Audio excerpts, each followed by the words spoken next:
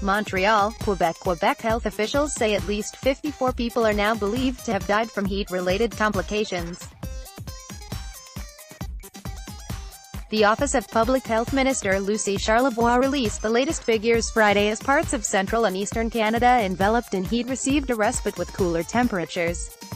While hot weather is expected to remain in Quebec next week, Serge Mainville of Environment Canada says it will be a dry heat. Graham Hughes, the Canadian Press file photo. Montreal was the area of the province with the highest number of victims, the government said, with 28 people dying from heat-related complications. Read more. Canada Day weekend heat wave, one of the hottest in years. Article continued. Bello advocates for homeless, call for more 2-4-hour cooling centers in mid-heat wave. Quebec officials say 33 people have died amid heat wave. Environment Canada has lifted heat warnings for the affected regions, including Quebec, for the next several days. The temperature is set to rise again in Montreal by the end of the weekend, however, with the humidex expected to reach up to 36°C for Sunday and Monday.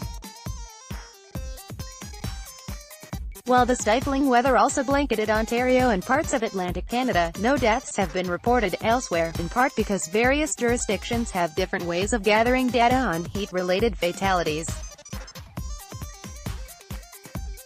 While hot weather is expected to remain in Quebec next week, Serge Mainville of Environment Canada said it will be a dry heat.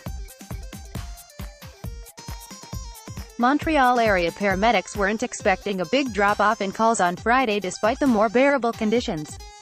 Article continued below. Stéphane Overhoff, Chief Operating Officer at Urgences Santé Ambulance Service, said people who have endured the heat for several days could still be susceptible to health problems. The service, which covers Montreal and nearby Laval, experienced a sharp increase in the number of calls over the last week.